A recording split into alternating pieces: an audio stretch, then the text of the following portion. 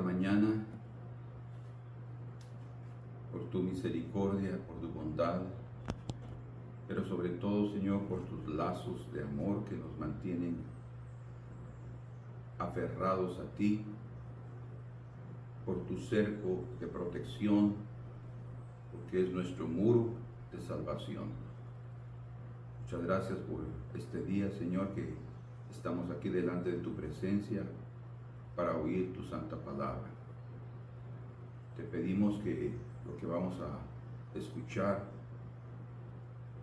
lo pongamos en práctica, Señor. Que no se quede solo como un mensaje que se está transmitiendo para llenar un requisito o cubrir un espacio, sino que sea algo que venga a transformar nuestras vidas, porque es el poder y el objetivo de tu palabra. Te lo pedimos en el nombre de Jesús. Amén. Amén. Dios los bendiga. La paz del Señor con ustedes. Hoy vamos juntos a considerar sobre nuestra vida diaria. Y el punto principal de esto será comenzar hoy una nueva vida. Comenzar hoy una nueva vida.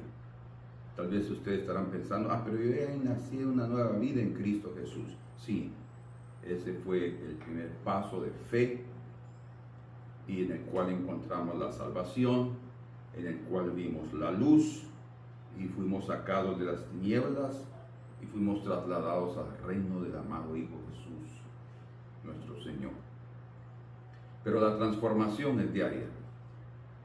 Nosotros tenemos que ver que cada día es una oportunidad para que cambiemos.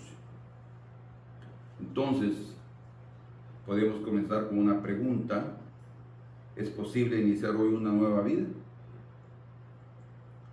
Cuando estamos hablando de comenzar una nueva vida, hasta algunos puedan pensar que es imposible. Porque según la perspectiva de aquellos que piensan así, ellos mismos no creen que son capaces de superar sus flaquezas, sus debilidades, ni sus defectos. De hecho, hay muchos cristianos que ven esta realidad en sus vidas y hay un contraste y una lucha interna al ver que se llaman cristianos y que hay muchas cosas que todavía no han cambiado. Entonces, desde el inicio, ellos están viendo que es imposible, para ellos imposible una nueva vida. Lo único que están viendo son obstáculos invencibles, obstáculos que no los pueden superar. Pero según la Escritura, en Juan capítulo número 3 y verso 3, leemos: respondió Jesús y le dijo: de cierto te digo, que el que no naciere de nuevo, no puede ver el reino de Dios. Nicodemo le dijo: ¿cómo puede un hombre nacer siendo viejo? Aquí ven ustedes la pregunta de Nicodemo, un hombre ya anciano, o por lo menos bastante adulto. ¿Puede acaso entrar por segunda vez en el vientre de su madre y nacer? Nicodemo inmediatamente pensó en iniciar una nueva vida desde la perspectiva biológica. O sea, para cambiar, para yo ser otro, necesito volver a nacer, volver a tener otra vida, un tipo reencarnación. No, en la Escritura no encontramos ese término, no apoya la Escritura en ningún momento la reencarnación. O sea, no existe la posibilidad de que una persona vuelva a nacer otra vez, o en otro, o en un animal, o en una planta, dependiendo de cómo era. No existe. Solo tenemos una vida. Entonces, Jesús no estaba hablando de iniciar una nueva vida física. Es obvio, todos nosotros lo sabemos. Él se refería a tener una vida espiritual, que no naciera de agua y del espíritu. O sea, según lo que nosotros leemos en Mateo capítulo 19, verso 26, cuando los hombres oyeron hablar de salvación, ellos consideraron que eso era imposible. Pero el Señor les dice ahí que para Dios todo es posible.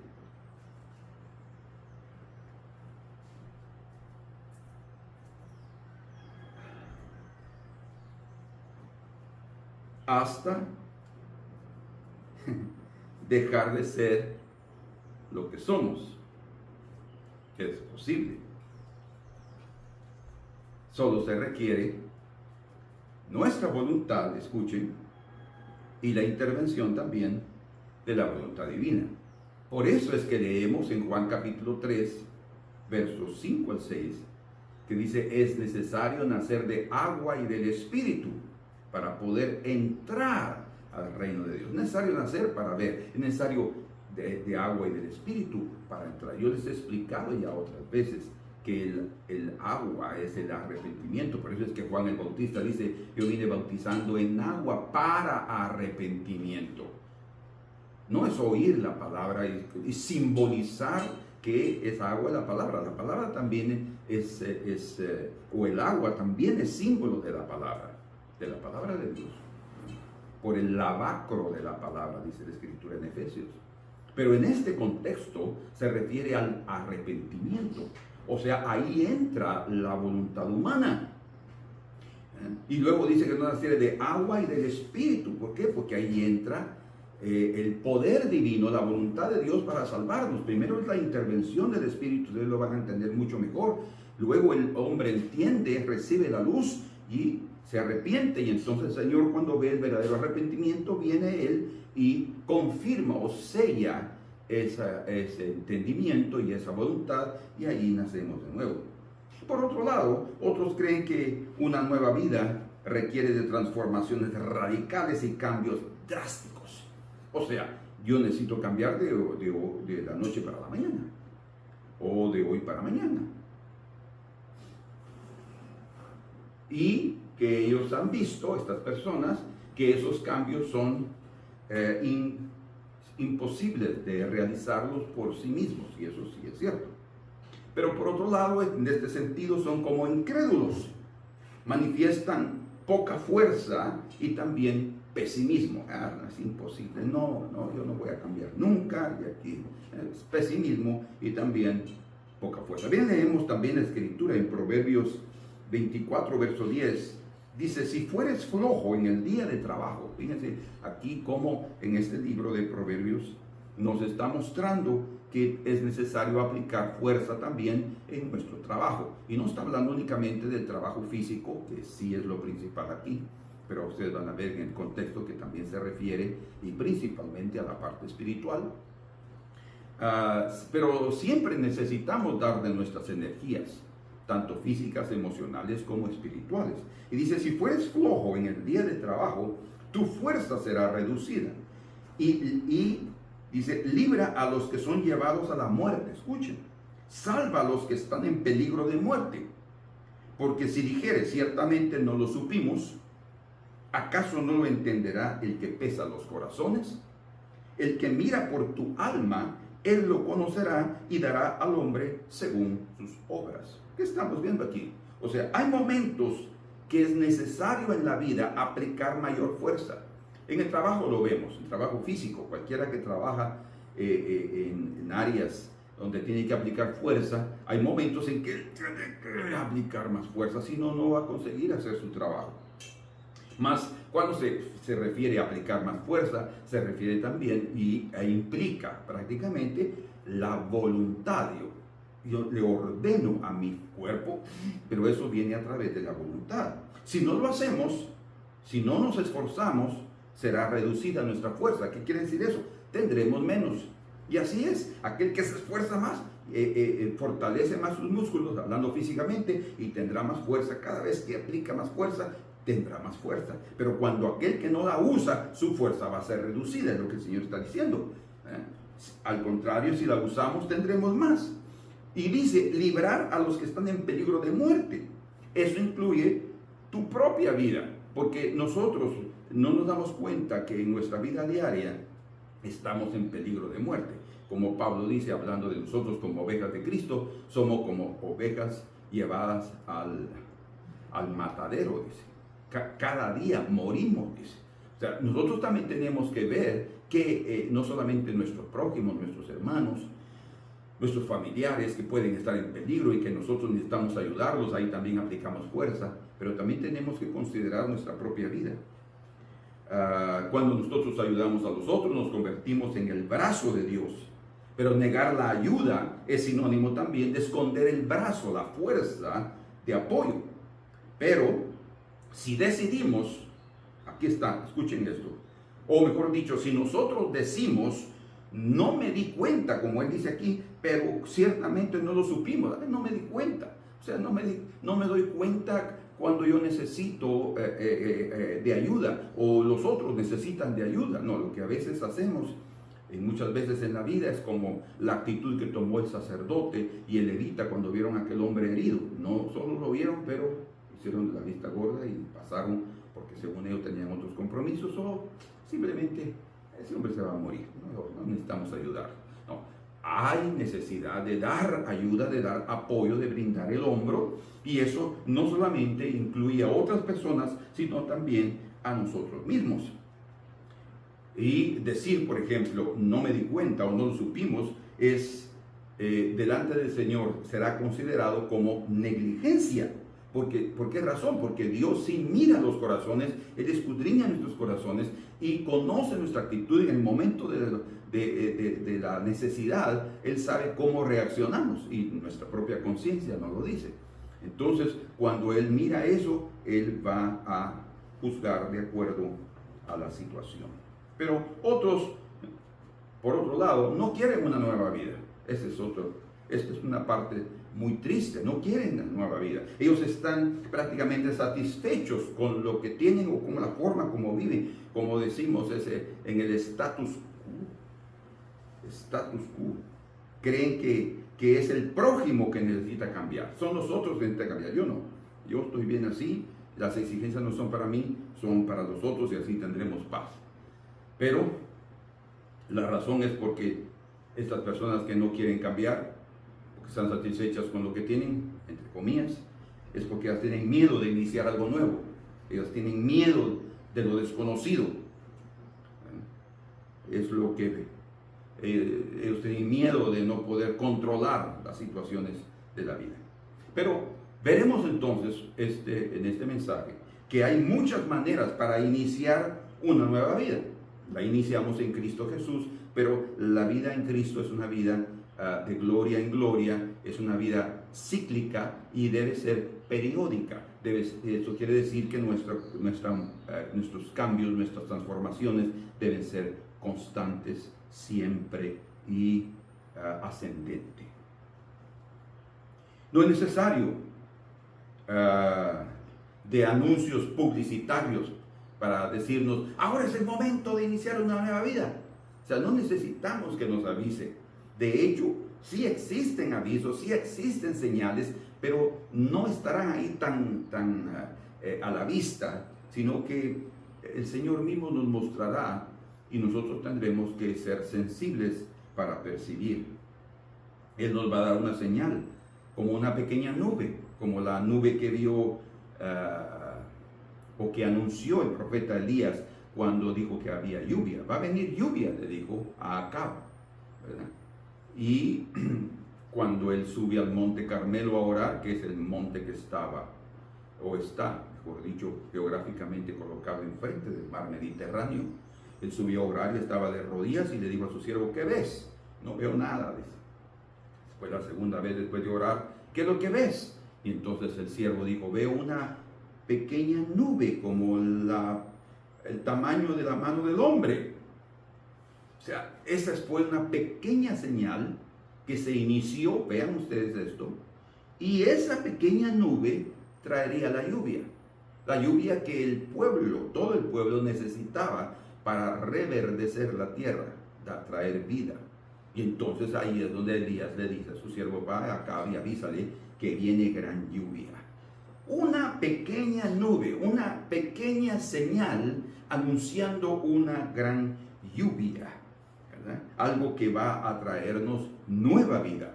Reverdecer la tierra es darle nueva vida. Tú necesitas probablemente reverdecer tu matrimonio, reverdecer tu hogar, reverdecer tu trabajo. En todas las áreas donde tú te mueves, necesitas darle nueva vida. Entonces Dios sabe cuándo es el tiempo del inicio de una nueva vida. O sea, también hablemos de una forma radical, como nosotros muchas veces lo interpretamos, sino de una nueva etapa de transformación. Otra vez, la vida es cíclica y va ascendiendo, subiendo, ¿verdad? Y hay transformaciones. Definitivamente nosotros no las percibimos, pero Dios sí lo hace. Ahora, Dios no obliga a nadie para ser transformado. Si quiere lo hace o no, pero vamos a tener que rendir cuentas del momento cuando el Señor vio que era necesario cambiar y nosotros no lo hicimos. Fuimos negligentes o simplemente, como dice aquí en el libro de Proverbios 24, que realmente no lo supimos. No podemos presentar o un lado ignorante o un lado negligente. Siempre será perjudicial para nosotros. El Señor quiere que percibamos cuando hay necesidad de cambio en nuestras actitudes, en nuestras palabras, en nuestros pensamientos, y pongamos en obra ese deseo de transformación. Sí, Señor, quiero ser diferente aquí, quiero ser diferente en esto, quiero ser diferente en esta situación. Y Él te dará la fuerza, porque es de agua y del Espíritu, no es solamente a través de un arrepentimiento lo suficiente para transformación. Es necesario, sí, pero es también importantísimo la intervención de Dios que toma tu vida y te empuja. Ya tú manifestaste un poco de fuerza, Él te da lo que necesitas para seguir adelante. Entonces, nuevo inicio es necesario después, muchas veces, de una dura experiencia.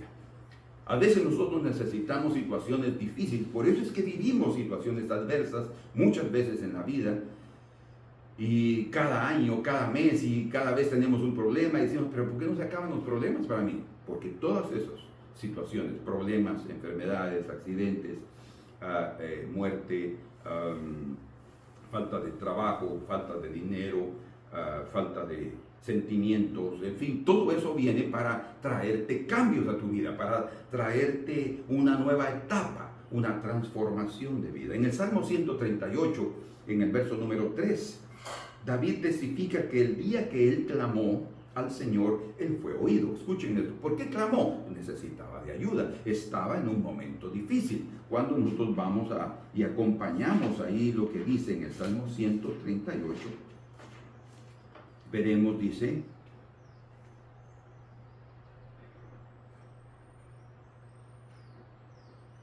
en el verso número 7, dice, si anduviere yo en medio de la angustia, tú me vivificarás. Vamos a ver esto más adelante. Pero dice él allí, en el verso número 3, el día que clamé, me respondiste, me fortaleciste con vigor en mi alma. Aquí ten dos cosas preciosas. Una es que estaba en una situación difícil y esto lo llevó a clamar. Vean ustedes que toda experiencia que nos trae condiciones adversas y difíciles, el propósito de ellas es que busquemos a Dios, que clamemos. Y cuando clamamos, el Señor va a respondernos. Cuando hay un clamor verdadero, el Señor va a respondernos. Por eso es que a veces el clamor, la intensidad del clamor va a depender de la intensidad del problema. Pero la segunda cosa es que dice, me fortaleciste con vigor en mi alma. Ven ustedes cómo cuando está hablando de vigor, está hablando de fuerza, cuando está hablando de vigor, está hablando de vida, ¿verdad? Pero vamos a entender que es nueva vida. O sea, para David, en aquella época, él recibió o él experimentó una nueva etapa en su vida. Él era un hombre de Dios, un hombre de oración, un hombre de la alabanza, un hombre conforme al corazón de Dios, pero era porque él realmente cada día sabía que había algo nuevo de Dios para su vida. En la Biblia textual, ese versículo de 138, verso 3 de los Salmos dice: en el día en que invoqué, tú me respondiste, escuche, me hiciste osado con fortaleza en mi alma. Me hiciste osado. ¿Qué significa? Valiente. Recibí coraje, recibí fortaleza para hacer lo que tenía que hacer. Y no está hablando solamente de luchar contra enemigos, sino de luchar contra nosotros mismos, de estar dispuestos a cambiar. Entonces, en aquel día, David inició una nueva etapa. Él fue renovado. Él experimentó muchas otras cosas como estas en su vida, o sea, experiencias difíciles. Por eso es que hay tantos salmos escritos de adversidad, de problema, de enfermedad, de pecado, en fin. Todos los aspectos de la vida son tocados por David, y todos esos aspectos le trajeron a él nueva vida. ¿Por qué? Porque los ciclos de transformación para el hombre son constantes. Como les mencioné y quiero mencionar varias veces, deben ser periódicos. Periódicos, exactamente como leemos en 2 de Corintios, un pasaje muy conocido por todos nosotros, 2 de Corintios capítulo 3 y versículo número 18. Por tanto, nosotros todos, mirando a cara descubierta, como en un espejo, la gloria del Señor, mirando a cara descubierta, quiere decir claramente, sin velo, la gloria del Señor, somos transformados. Fíjense cómo viene la transformación, la metamorfosis es en el griego ahí, de gloria en gloria. O sea, no es una transformación como la que se manifestó en el monte de la transfiguración con Jesús, que él fue transfigurado así inmediato. Pues lo nuestro es de gloria en gloria, dice, en la misma imagen como el Espíritu del Señor. Y hay un texto también en Colosenses capítulo número 3, muy precioso, que confirma lo que estamos diciendo. Y en el verso 10 dice: y revestido del nuevo. Escucha, está hablando, dice, no mintáis los unos a los otros. Está hablando de cambios, ¿verdad? Está hablando de transformaciones. No mintáis, es decir, está refiriéndose a cosas que debemos dejar de hacer. Y eso está hablando de una nueva etapa. Dice: no mintáis los unos a los otros, habiéndoos despojado, quitado del viejo hombre con sus hechos, sus obras, sus vicios, y revestido del nuevo. O sea, está hablando de la vida nueva en Cristo Jesús, que es de gloria en gloria para nosotros, de ciclo en ciclo, el cual, conforme a la imagen del que lo creó, se va renovando hasta el conocimiento pleno. O sea, se va renovando hasta, o sea, hay una cúspide, hay un final que es el que nos espera, pero nosotros tenemos que ir así en aumento. Muy bien. Hace poco, por ejemplo, un hermano pasó por problemas físicos y estuvo a través de esos problemas físicos pidiendo constante oración, y su asistencia a la iglesia era casi continua, a los cultos, y era obvio, estaba necesitado, y su propio rostro reflejaba su necesidad y también reflejaba su inseguridad, porque él tenía miedo de lo que estaba por suceder. Pero cada vez que él estaba esperando su periodo de cirugía, de la operación que necesitaba en el hospital, le cambiaban la fecha, y le cambiaban la fecha, y le cambiaban la fecha, y era un desespero, y pasaba el tiempo, y pasaba el tiempo. Y sin embargo, llegó el final cuando Dios abrió la puerta, y la fecha se cumplió, y fue operado con éxito, y él fue librado de su aflicción. Hasta el día de hoy, obviamente, este hermano está muy agradecido. Pero ¿saben qué sucedió? Nuevamente cayó en su status quo. ¿Qué significa? Cayó a su estado de comodidad nuevamente, y ahora no se esfuerza más por buscar al Señor. ¿Qué es lo que va a suceder? Si Dios lo ama, que yo tengo la seguridad, el Señor va a enviar otra situación que lo va a despertar, unos espinos que lo van a apoyar para él despertar y nuevamente buscar al Señor, porque nosotros tenemos la inclinación de acomodarnos. Quiere decir también que el Señor nos despierta y nosotros nos dormimos. El Señor nos levanta y nosotros nos acomodamos. Quiere decir también que existen ciclos de acomodamiento que van a requerir la intervención divina. Entonces la razón es porque Dios sabe que todos nosotros somos conformistas y fácilmente nos acomodamos a nuestro cotidiano, que se convierte también en tedioso, cansativo, ¿verdad? Ahí estamos todos los días siempre en la misma situación y pensamos, pero ¿por qué nosotros como cristianos no podemos realmente ser diferentes? Como decimos aquel dicho en Guatemala, o en español, castellano, genio y figura hasta las sepulturas. O sea, según ese dicho, nosotros no vamos a cambiar por nada. Lo que somos, así vamos a ser. Y muchos de nosotros tenemos que reconocer que hay muchas situaciones de nuestra vida, de nuestro carácter, de nuestro temperamento, de nuestra personalidad, que continúan siendo iguales. Entonces ustedes pueden ver ahí que el nuevo nacimiento fue el momento cuando recibimos la luz y el Señor entró en nuestro corazón. Pero ahora es necesario de cambios. Por eso es que estamos hablando de comenzar hoy una nueva vida. ¿Por qué? Porque hay cosas que el Señor nos va mostrando en el camino, nos va dando esas nubes pequeñas para darnos nueva vida, para darnos un nuevo vigor. Pero existe algo precioso que vamos a ver después en el Salmo 138. Pero Dios nos ayuda. Dios siempre va a ayudarnos, no solamente para liberarnos de las situaciones difíciles, sino también a veces para meternos también a ellas. ¿Cómo? Sí, Él también permite que entremos a las situaciones difíciles. ¿Por qué? Porque estas incomodidades nos sacarán de nuestra comodidad, de nuestra zona de conforto. Ahí, oh, qué alivio, ahora sí, estoy bien, y entonces, pero increíblemente relajamos y dejamos de seguir aplicando nuestra fuerza.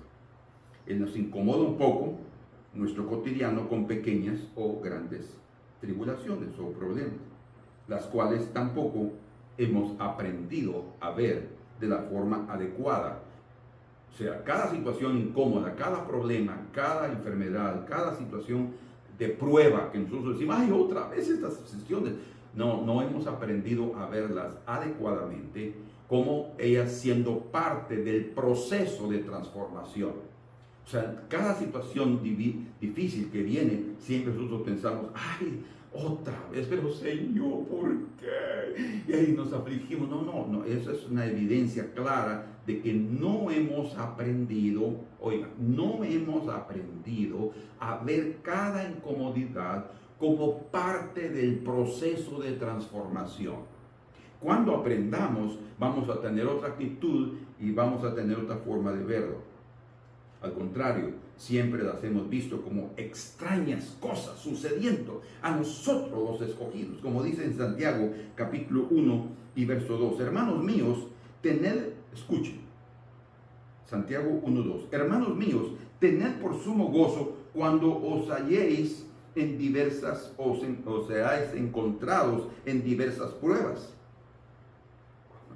Tened por sumo gozo para cuando nos encontréis en diversas pruebas. Vamos a entender. Sabiendo que la prueba, ahora sí, dice, sabiendo, entendiendo, percibiendo, discerniendo, sabiendo que la prueba, la situación difícil de vuestra fe, o sea, está prácticamente supervisando y analizando nuestra confianza en Dios. Produce paciencia y dejad que la paciencia tenga su obra completa para que seáis perfectos y cabales sin que os falte cosa alguna. Es más, en Primera de Pedro, capítulo número 4, Primera de Pedro 4, dice en el verso número 12, amados, otra vez, imagínense cómo está hablando Santiago, hermanos míos, ahora dice, amados, dice Pedro, no os sorprendáis. Ellos tenían la misma teología del fuego de prueba. No se sorprendan cuando una situación difícil venga a sus vidas. No se sorprendan. Fiquen calmos. Entiendan que es parte del proceso. No digamos, ay, ¿ahora qué vamos a hacer? No, ahora qué es lo que el Señor está haciendo. Y ahí es donde viene el gozo, cuando hay entendimiento. No por el dolor, si entendamos esto. Amados, no os sorprendáis del fuego de prueba que os ha sobrevenido, como si alguna cosa extraña os aconteciese. ¿Sí? O sea, ninguno de nosotros debe ver las situaciones incómodas o difíciles de nuestra vida como fuera de lugar, como cosas extrañas que no son parte de nuestra vida. No, son parte del proceso, son necesarios. Dice, sino gozaos. Él también aquí está diciéndonos que debe existir gozo en medio de la tribulación, por cuanto sois participantes de los padecimientos de Cristo. Dice la Escritura también que aquel que ha padecido en la carne ha dejado de pecar. Quiere decir que el padecimiento, uno de los propósitos principales, es librarnos del pecado. No en el sentido de solamente adulterio, fornicación, tipos, pecados de inmoralidad. No, Él nos libre de todo tipo de pecado, como la incredulidad, como la mentira, como la negligencia, ¿verdad? Todo eso también es pecado. Y esto aquí nos libra, dice, de los padecimientos de Cristo, para que también en la revelación de su gloria os gocéis con alegría. El gozo eterno que habrá en el cielo será también digamos así, el final del gozo que experimentamos en la tierra. Al final diríamos, ay Señor, muchas gracias por todo lo que vivimos, porque todo esto me trajo hasta aquí. ¿Entienden? O sea, manifestar alegría en medio de las pruebas no es una actitud loca, no es una actitud de una persona fuera de sí. Santiago no se refiere a eso. Él habla alegrarse no por el sufrimiento que estamos pasando o por el dolor que estamos sintiendo en el momento. No, ¿cómo vamos a alegrarnos por eso? Nadie sensato se va a alegrar por momentos así, o por el dolor, o por la pérdida. Si así fuera, realmente estaríamos desquiciados y perdidos, locos realmente, ¿verdad? La alegría que Santiago y Pedro están transmitiendo, que fue lo que ellos aprendieron de Jesús, por el gozo puesto delante de sí, soportó la cruz. ¡Ah! La cruz fue sufrimiento, sí. La cruz es símbolo de aflicción, sí. La cruz es símbolo de maldición, sí. Pero también fue el símbolo de la gran victoria. Pero ¿cómo él soportó la cruz? Dice, por el gozo puesto delante de sí. ¿El gozo de qué? De la obra terminada. ¿El gozo de qué? De ver librados a sus hermanos del pecado. O sea, hay un entendimiento, hay algo que es transmitido de parte de los cielos, y eso es lo que nos debe dar gozo. Quiere decir que, como dice la Escritura, el gozo del Señor es vuestra fortaleza. Es ahí donde sentimos la fuerza para seguir adelante. Entonces dice, la alegría es porque entendemos el objetivo divino de las pruebas. ¿Entienden? La alegría es porque hemos entendido, sabiendo que, dice, o sea, estamos entendiendo el objetivo de por qué Dios permite cada situación. Cuando entendemos eso, nunca vamos a ver las incomodidades, las adversidades como cosas extrañas sucediendo en nuestra vida. La transformación, entonces, quiere decir, es una transformación constante en nuestra vida. Que dejemos a un lado la deficiencia, ese es el propósito, y recibamos todo lo que nos falta. Que no nos falte nada. Entonces, perfección e integridad se obtienen a través de cambios constantes. ¿Sí? Cambios constantes. A veces son cosas radicales. Yo experimenté cambios radicales en mi vida cuando nací de nuevo, hablando de la experiencia de la salvación, de la fe en Cristo Jesús. Sí, hubieron cambios radicales en cosas como vicios, ¿verdad? Pero en cuestiones de carácter o en cuestiones de otras cosas, yo he tenido que ir en ciclos. Y así es. La perfección y la integridad se obtienen a través de cambios constantes, a través de abandonar, escuchen, lo superfluo y fijar la mirada en lo eterno. Disculpen.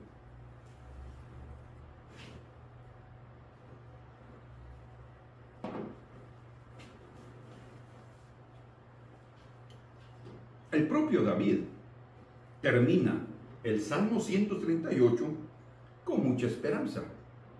él prácticamente habla de la transformación de su vida después de la angustia.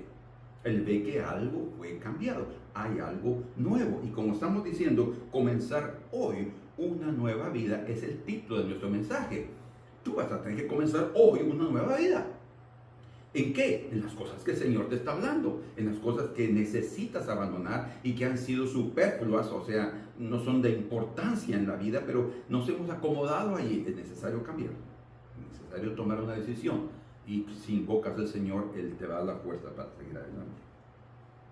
Entonces, en el Salmo 138, ahora sí el verso número 7, dice, si anduviere yo en medio de la angustia, dice David, tú me vivificarás. ¿Qué es vivificar? Bueno, entendamos esto, sigamos leyendo. Extenderás tu mano, la mano representa la fuerza de Dios y la ayuda y el apoyo. Extenderás tu mano frente a la ira de mis enemigos para protegerlo y me salvará tu diestra. Jehová cumplirá su propósito en mí. Vean qué maravilloso este texto. Tu misericordia, oh Jehová, es para siempre. No desampares la obra de tus manos. Qué cosa preciosa. Hay otras traducciones del verso 7 donde dice, si anduviere yo en medio de la angustia de cualquier prueba, tú me vivificarás. Vivificarás. ¿Qué es vivificar? Es dar nueva vida. Pero hay otras versiones dicen, aunque ande en medio de la angustia, tú me rehaces la vida. ¿Es posible nacer otra vez? ¿Es necesario que yo entre al vientre de mi madre siendo viejo? No estoy hablando de algo físico, dijo el Señor a Nicodemo. Estoy hablando de una transformación espiritual que se realiza a través de tu arrepentimiento y de la intervención de mi Espíritu Santo. La voluntad de Dios y la voluntad humana y la voluntad de Dios envolviendo la nuestra, eso va a darnos la fuerza que necesitamos para avanzar. Entonces, cuando está hablando así de revigorar o vivificar o tú me rehaces la vida, como dijo un escritor y un comentarista de ese salmo, dice, este es un lenguaje de máxima confianza. Fíjense, este es un lenguaje de máxima confianza porque la esperanza se basa en el Señor y no en la determinación del que clama. Eso es obvio. No es solamente solo por mi determinación. Mi voluntad es necesaria, pero no es la clave. La clave es la intervención divina. Sin embargo, esta otra no se puede dejar a un lado. Como Pablo dijo, estando plenamente convencido de esto. Vean ustedes que lo que nosotros leemos en Filipenses capítulo 1, verso 6, que es conocido por nosotros y lo hemos hasta grabado en la memoria, porque nos conviene, para animarnos, y está bien, dice, estando plenamente convencido de esto, que el que comenzó en vosotros la buena obra, vean ustedes, ¿quién comenzó en nosotros la buena obra? El Señor. La seguirá perfeccionando, hasta el día de Cristo, o sea, hasta el día de su aparición, hasta el día de su venida, el Señor va a continuar, que decir entonces que es un proceso, y otra vez, es ascendente, cíclica, periódica y constante la transformación del ser humano. Pero Filipenses 1.6 tiene como base el Salmo 138 de David, donde dice exactamente, dice en el verso 8, 138.8, Jehová cumplirá su propósito en mí. Tu misericordia, Jehová, es para siempre. No desampares la obra de tus manos. Es exactamente el mismo mensaje, solo que con otras palabras. Pablo entendió bien, digamos así, lo interpretó de esta forma. Dios va a terminar su obra, aquella que inició en cada uno de nosotros, Él la va a terminar. Entonces, hermano y hermana, ten la seguridad que a través de las circunstancias incómodas, el Señor está iniciando una nueva etapa en tu vida. ¿Qué ha sucedido en tu vida? El Señor está iniciando algo nuevo. Y en esa nueva etapa, o a través de o antes de la transformación, de ese ciclo, de ese cambio, En ese momento difícil, en ese momento cuando sientes dolor, cuando sientes angustia, Dios espera que confíes en Él y que tengas el valor de soportar y la actitud correcta, ¿verdad? Yo he conocido pocos cristianos, que en los momentos difíciles pueden estar con calma. ¿Cómo? Es una confianza, una fe en el Señor. Está pasando momentos, está en el hospital, pero está calmo, gracias a Dios por esto. Ese es solo el entendimiento que Dios da. Cuando la mayoría de cristianos se afligen, ¿qué pasará conmigo? ¿Por qué? Porque están viendo toda la incomodidad y las pruebas como algo extraño. No, son parte del proceso. Y si yo entiendo que el Señor está haciendo algo maravilloso en mi vida, yo voy a tener otra actitud. Entonces, tienes que tener seguridad de que Dios está haciendo una obra en tu vida porque Dios te ama. Y Él únicamente quiere que en ese momento incómodo tú aprendas a confiar en Él, que tengas el valor de soportar y también el entendimiento de saludar a la obra de transformación. Como dice la Escritura hablando de Jesús, el libro de Hebreos, por el gozo puesto delante de Él, soportó la cruz. Él soportó ese juicio que cayó sobre su vida por el gozo. Pero ¿cómo vino el gozo? Dice Santiago, hermanos míos, alegraos de que estoy llevados. ¿Cómo? ¿Qué nos ocurre? No, ya entendemos. Es el gozo de la obra terminada, el gozo de la perfección y de la integridad. Entonces la vida nueva es constante, la vida nueva es periódica, la vida nueva es cíclica. Muchas veces una nueva vida se inicia a través de una tragedia, a través de accidentes, a través de enfermedades que cambian tu estilo de vida y hasta tu alimentación. Hace algunos años, creo que 2017, un hermano tuvo problemas serios del corazón. Tuvo que ser operado y abrieron el pecho. Y su vida cambió desde ese día en adelante. Él era cristiano, pero ahí realmente su vida cambió. Cambió su alimentación, cambió su forma de vivir, cambió su forma de hacer ejercicios, cambió su forma de respirar. Créanlo, hasta la forma de respirar literalmente. ¿Por qué? Porque él vio la nube de Dios. Él vio la nube que traía lluvia, mucha lluvia, y trajo lluvia. Su vida fue cambiada. Fue a través de ese momento difícil. Entonces, nuevas vidas se inician a través de algunas tragedias, a través de encrucijadas donde no sabemos qué hacer, o a través de nuestras oraciones como David en el Salmo 138 y en otros muchos salmos, pidiendo que se haga la voluntad de Dios y luego tomando las valientes decisiones apropiadas para cada ocasión.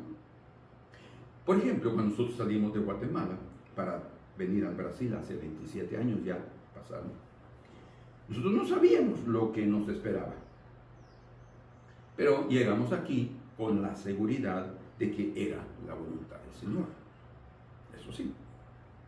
Venimos, ustedes están conscientes de eso, a un país con idioma diferente, comida diferente, costumbres diferentes. Prácticamente venimos también sin conocer a nadie y con 3 hijos pequeños.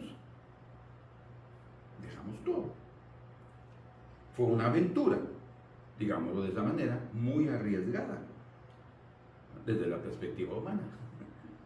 Pero fue una nueva etapa en nuestra vida. Una transformación. El inicio de una nueva vida en otro país, en otras circunstancias. El Señor tenía planes que produjeron muchos buenos frutos hasta el día de hoy. No lamento haber tomado aquella decisión juntamente con mi esposa. Nos alegramos de la disposición que tuvimos, porque fue la clave para dejarnos moldear por el alfarero divino. Fue un momento crucial, ¿verdad? Como dice la Escritura en Génesis capítulo 1, verso 1 al 5, que cada cosa que el Señor hizo en el momento de la creación, dice, y vio Dios que era bueno. Pero cuando vio Dios que era bueno, porque Él hizo cambios.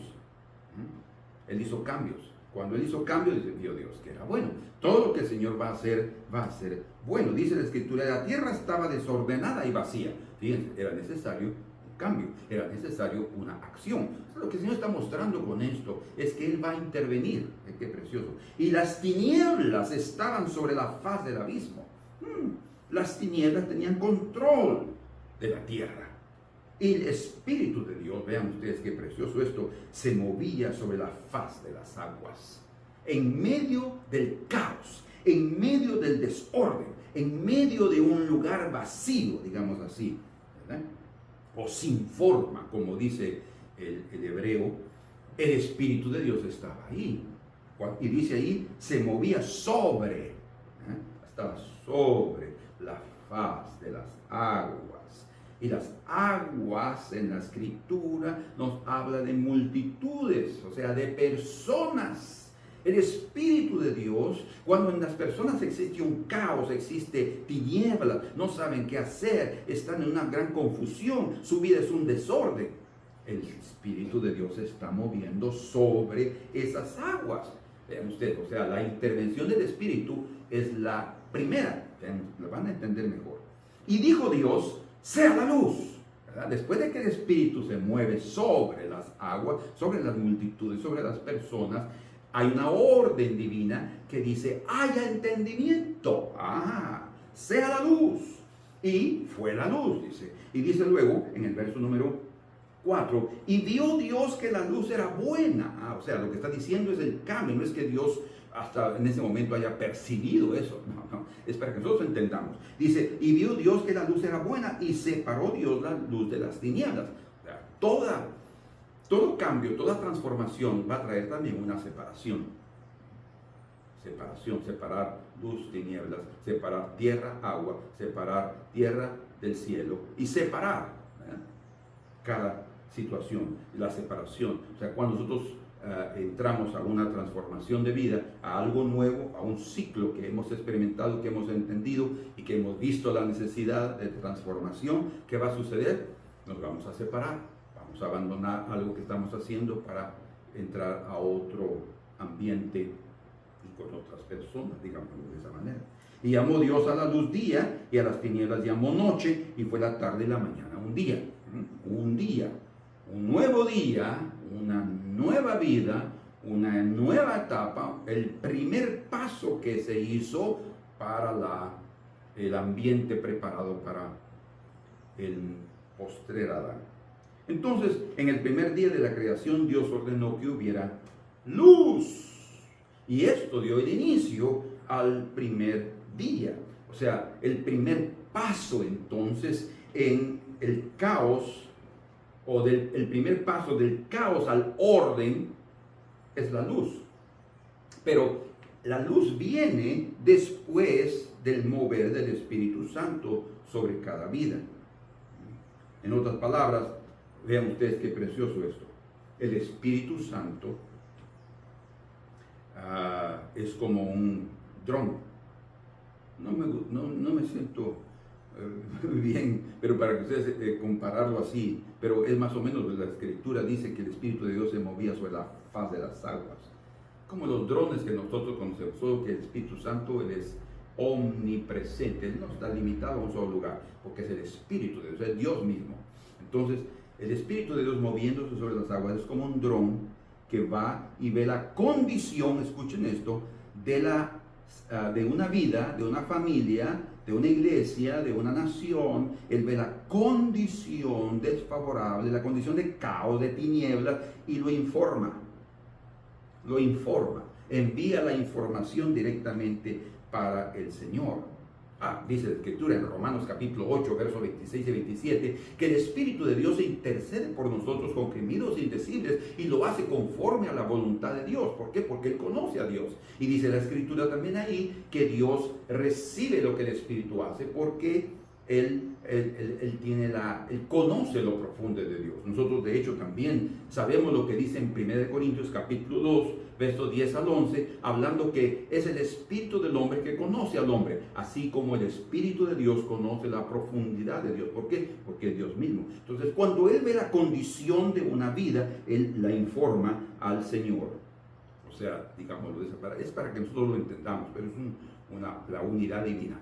Él la informa, y entonces, ¿qué existe después de la informe? Entonces Dios decide, necesitan luz ahí, en ese lugar de tinieblas. Entonces Él ordena que haya luz, y ahí viene el orden y comienza un nuevo día. Vean ustedes que tan precioso que antes de la aparición de la luz de este mundo, ¿quién es la luz de este mundo? En Juan capítulo 8, verso 12, el Señor dice, yo soy la luz del mundo, ¿verdad? Yo soy la luz del mundo. De hecho, antes de que la luz apareciera, primero hubo la intervención del Espíritu Santo. En Lucas capítulo 1, versos 34 y 35, María le preguntó al ángel Gabriel, hablando de cómo es que ella daría a luz un hijo si ella no conocía varón. Entonces, el ángel le dijo, el Espíritu Santo vendrá sobre, otra vez, ¿verdad? Sobre las aguas, ahí moviéndose, trayendo vida, rehaciendo la vida, vivificando a vida. Y dice entonces ahora, y el poder del Altísimo te hará sombra. Por tanto, el santo ser que nacerá será llamado Hijo de Dios. Ven ustedes que primero, antes de que naciera físicamente Jesús, antes que fuera engendrado, fuera concebido por María, vino la intervención del Espíritu Santo sobre. Es el mismo proceso, es lo que Dios ha determinado, es parte del plan de Dios para traer una nueva vida a una persona. El Espíritu de Dios se mueve, ve la condición e informa, y entonces el Señor envía la luz. Dice la Escritura en Juan capítulo 1, verso 1, en el principio, vean ustedes qué comparación hay con Génesis 1:1, era el verbo, el logos, y el verbo era con Dios, y el verbo era Dios, la unidad divina, y el verbo era Dios, y este era en el principio con Dios. Escuchen, todas las cosas por Él fueron hechas, y sin Él nada de lo que ha sido hecho fue hecho. Y dice la Escritura en el verso 4, en Él estaba la vida, en la luz estaba la vida. Qué precioso, ¿verdad? Es en el Espíritu y en la luz. Y la vida era la luz de los hombres. La intervención del Espíritu. Y luego la luz que trae vida. La luz en las tinieblas resplandece, y las tinieblas no prevalecieron contra ella. O sea, ya nos da de por sí la victoria que trae la luz de este mundo. Jesucristo, el verbo de vida, es la luz del mundo. El mismo Juan, el heraldo del Mesías, dijo, Juan el escritor está hablando de Juan y dice, él no era la luz, él vino a dar testimonio de la luz. La luz que alumbra a todo hombre venía a este mundo. ¿Quién es? Jesucristo. Pero antes de que la luz brillara, el Espíritu Santo se movió sobre las aguas. Bien dice la Escritura también en 2 de Corintios, capítulo 4, verso 3, dice, pero si nuestro evangelio está encubierto, o aún está encubierto, o sea, las gentes están en tinieblas, en caos, en desorden, entre los que se pierden está encubierto, está hablando de perdición, en los cuales el Dios de este siglo, hay una comparación aquí de una intervención diabólica, cegó el entendimiento. ¿Por qué el entendimiento? Porque si no llegamos a entender las cosas, tanto para la transformación como para el nuevo nacimiento, de la necesidad de entregar nuestra vida al Señor, estamos perdidos. Dice, porque cegó el entendimiento de los incrédulos, los que no tienen fe, para que no les resplandezca, escuchen, la luz del Evangelio de la gloria de Cristo, el cual es la imagen de Dios, el verbo de Dios. Porque no nos predicamos a nosotros mismos, sino a Jesucristo como Señor, y a nosotros como vuestros siervos por amor de Jesús. Ahora escuchen, porque Dios, aquí viene Pablo y aplica el Antiguo Testamento con lo que él está hablando aquí en el Nuevo Testamento. Génesis 1:1 al 4. Y dice, porque Dios que mandó que de las tinieblas resplandeciese la luz, o sea, una obra, un milagro, es el que resplandeció en nuestros corazones. Mayor luz nosotros necesitamos, nueva vida. Tú me rehaces la vida, tú me vivificarás. ¿Qué es lo que el Señor está queriendo vivificar en tu vida? Es necesario cambiar. Para iluminación del conocimiento de la gloria de Dios en la faz de Jesucristo, para iluminación del conocimiento de la gloria de Dios en la faz de Jesucristo. Que haya repetido esto. Pero toda nueva vida se inicia entonces como el mover del Espíritu Santo. Él monitora la condición e informa al comando mayor, ¿verdad? Que es donde viene la orden. Ahora, para terminar, ¿cómo iniciar esa nueva vida? ¿Cómo vamos a tener un cambio en nosotros, en nuestras diferentes etapas cíclicas y periódicas? Lo primero es priorizar la vida espiritual. ¿Qué debe ser lo más importante en tu vida? No tu comodidad, no tu forma de ser, no tu personalidad, no, es Jesucristo. Él es el patrón que nosotros debemos tener, el modelo que nosotros debemos tener, a quien debemos imitar. El Señor siempre debe ser lo más importante en nuestra vida. Jesús dijo, Él es el alfa y la omega, el principio y el fin, el primero y el último. Y como dice en Hebreos capítulo 2, verso 2, Él es el autor y consumador de la fe. Quiere decir, el que inicia, el que dio origen, la fuente, pero también es el que termina la obra. Es el Salmo 138, ¿verdad? Verso 8, tú terminarás lo que has iniciado, tú no abandonarás la obra de tus manos. Bendito sea el Señor. Entonces, al creer en Él, permitimos el inicio de la vida espiritual. Sí, el inicio de la transformación, el inicio de que seremos nuevas personas. Andrés y Juan eran de los discípulos de Juan el Bautista. Y el día cuando Juan les dijo, este es el Cordero de Dios, cuando presentó a Jesús, este es el Cordero de Dios que quita el pecado del mundo, inmediatamente Andrés y Juan dejaron a Juan el Bautista y siguieron a Jesús. Pero luego Jesús, cuando los vio seguirlo, les preguntó lo mismo que nos pregunta a todos nosotros. Esa pregunta es para todos nosotros. ¿Qué buscáis? ¿Qué buscamos nosotros? ¿Qué es lo que buscamos en el camino de Dios? ¿Qué buscáis? Y ojalá la respuesta que ellos dieron sea también nuestra propia respuesta. Rabí, que traducido es maestro, ¿dónde moras? ¿Dónde moras? Y la respuesta será la misma: venir y ver. O sea, si lo seguimos, será el inicio, o será el inicio o el tiempo donde se inicia una nueva vida para nosotros. Andrés y Juan eran personas religiosas. Ellos estaban esperando la redención de Israel. Por eso eran discípulos de Juan el Bautista. Ellos querían algo nuevo en sus vidas. Y la habían iniciado en su relación con el profeta Juan el Bautista. Pero cuando vieron a Jesús, otra etapa, mayor. Porque mayor es el que viene después de mí, dijo Juan el Bautista. Entonces se inició una etapa mayor para ellos a través de la fe en el Señor. Entonces de ahí en adelante ellos ya no fueron los mismos. Y después que vino el Espíritu Santo, todavía ellos fueron diferentes. Y después en todas sus vidas, a través de sus experiencias periódicas, ellos fueron diferentes. Pedro, por ejemplo, ¿verdad?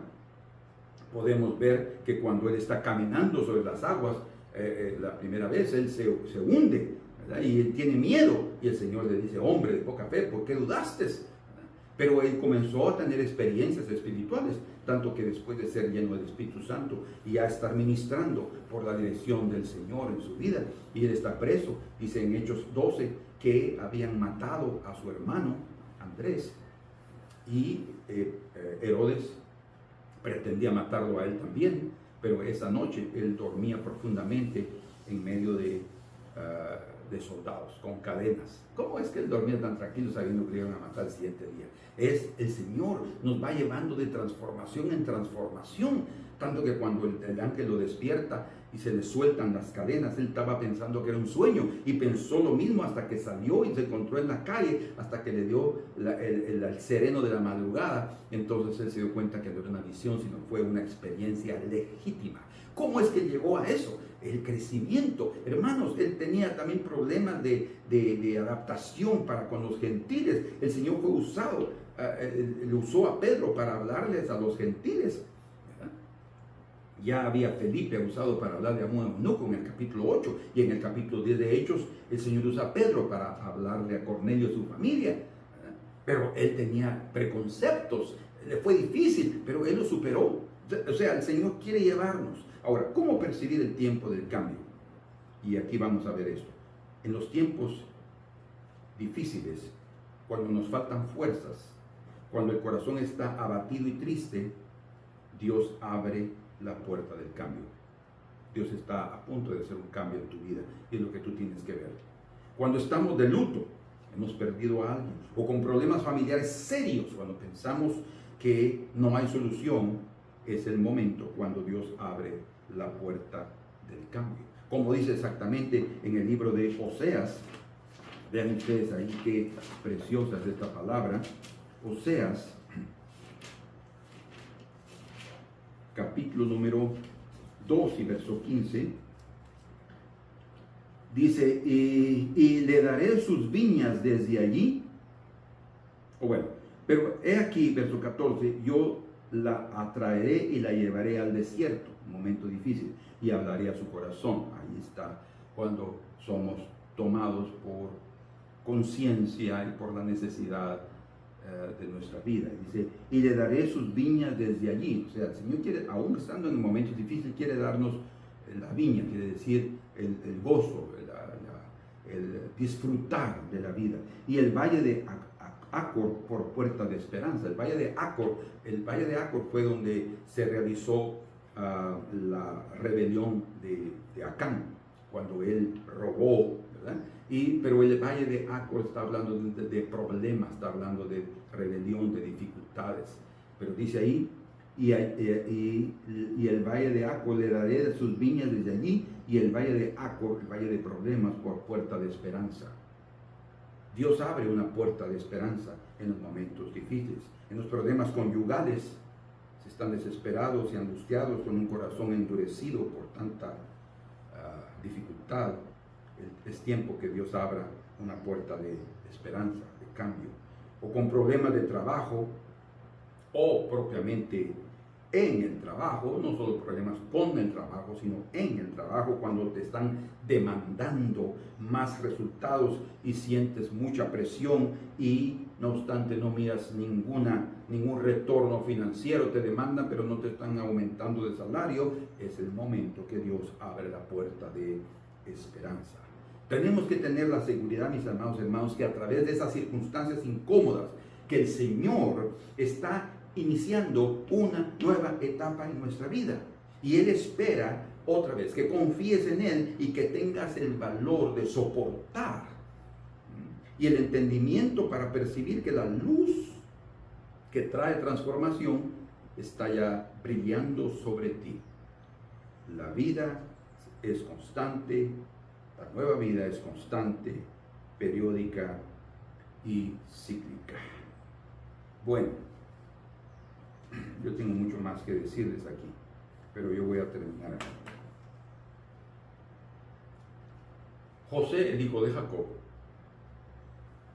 era un hombre, un jovencito de 17 años, que prácticamente era considerado en esa época, hasta sus 17 años, como un príncipe en su casa. Por eso lo odiaban sus hermanos, no le podían hablar calmamente, hasta que decidieron, ustedes saben, venderlo. No pudieron matarlo porque el Señor intervino. Entonces lo vendieron a los ismaelitas y fue llevado como esclavo a Egipto. Eso fue, imagínense, hasta sus 17 años fue una etapa. Bueno, de hecho, el tiempo que vivió en la casa de su abuelo, de su tío abuelo, no, de su abuelo Labán, fueron 6 años. Él vivió 6 años en Padán Aram. De los 6 años regresó a otra etapa en su vida y estuvo prácticamente 11 años en la tierra de Canaán, fue otra etapa. Luego de los 17 años hasta los 29 por ahí, él tuvo otra etapa. Y ahí, en ese periodo, él tuvo circunstancias bien difíciles, pero se inició algo grande, una cosa muy fuerte. Imagínense ser vendido como esclavo, ser llevado a Egipto y pasar la tristeza tan grande de haber sido separado de su padre. Ustedes, toda separación trae también buenos frutos. Y él podría haber guardado muchos rencores por todo lo que sus hermanos hicieron. Hay muchos de ustedes, de nosotros, que podemos guardar rencores y sentimientos de rabia contra aquellos que nos han hecho mal, nuestros hermanos o hasta familiares. tenemos que quitarlo de nuestro corazón, porque hasta ese tipo de situaciones que nos expresaron de una forma tan grosera o abusiva, el Señor lo permitió. Si Él no hubiera querido, Él para con eso. Él permitió que vendieran a José de una forma drástica y trágica, pero el Señor iba con él, dice la Escritura. Entonces, José venció esa situación en su corazón y él consiguió perdonar a sus hermanos porque él vio que era parte del plan de Dios. O sea, él no vio después, obviamente, como cosas extrañas que le sucedieron en toda su vida, sino él las vio como parte del proceso de transformación. De tal manera que cuando 22 años después sus hermanos llegan por primera vez a Egipto a pedir comida, a comprar grano, ahí José los reconoce y él sabía que estaba limpio en su corazón. La segunda vez se manifestó, llegaron ellos la segunda vez y él se revela y llora y los abraza. ¿Por qué? Porque no habían rencores. El Señor había hasta olvidado, se había tenido, no significa que de su memoria desapareció la imagen de su padre, de sus hermanos, no, sino significa que fue aliviado, que él perdonó, que el aceite de Dios se movió en su corazón, porque él no tenía nada con ellos. Y él mismo le dijo, no se preocupen, fue Dios el que me trajo aquí. ¿Cómo? Pero fuimos nosotros, perdónanos. Ellos pensaron que con ese poder y autoridad que ahora tenía José, y la verdad es que el Señor también puso en las manos a José, a sus hermanos. Él podría haberse vengado con esa autoridad y poder que tenía en Egipto. Él era el segundo en Egipto después de Faraón. Pero no, él no lo hizo como David, que no mató a Saúl 2 veces, porque no es una cuestión de tener la oportunidad, de tener el momento de poder desahogarme o desquitarme y darle mis espadazos. No, es el momento cuando si hay esa oportunidad y nosotros nos detenemos, es una evidencia de cambio y de transformación. Entonces David lo experimentó, José, el hijo de Jacob, lo experimentó, y el Señor también quiere que cada uno de nosotros lo experimentemos, viendo y por el gozo puesto delante de sí soportó la cruz. Que el Señor nos ayude cada uno de nosotros a seguir adelante, a no dejar a un lado las oportunidades que el Señor nos está dando de cambio, de transformaciones. Si hay cosas que precisas cambiar o que necesitas cambiar en tu vida, hazlo, toma la decisión y el Señor te va a bendecir con la fuerza del Espíritu Santo. Padre amado, te damos gracias por este día, te bendecimos de todo corazón. Señor, nuestra alma te necesita. Rehace, revigóranos, danos nueva vida. Llévanos, Señor, por senderos nuevos, que experimentemos de gloria en gloria la transformación de nuestra vida, que no nos quedemos en ese status quo, sino que seamos transformados, que no vivamos más en esa zona de conforto. Sácanos de ahí, Señor, para que seamos diferentes verdaderamente y que las personas puedan decir que Cristo vive en nosotros, como lo dijeron los propios sacerdotes de Jesús. No hay duda que estos estaban con Él. Oh Dios, en el nombre de Jesús, transfórmanos. Llévanos, Señor, a otra dimensión de nuestra vida, que ya paremos de vivir de una forma pasiva y entremos a la acción de Dios, para que en aquel momento también nos alegremos con grande gozo y alegría de la obra terminada en nuestros corazones. Te lo agradecemos en Cristo Jesús. Amén. Dios los bendiga, mis amados.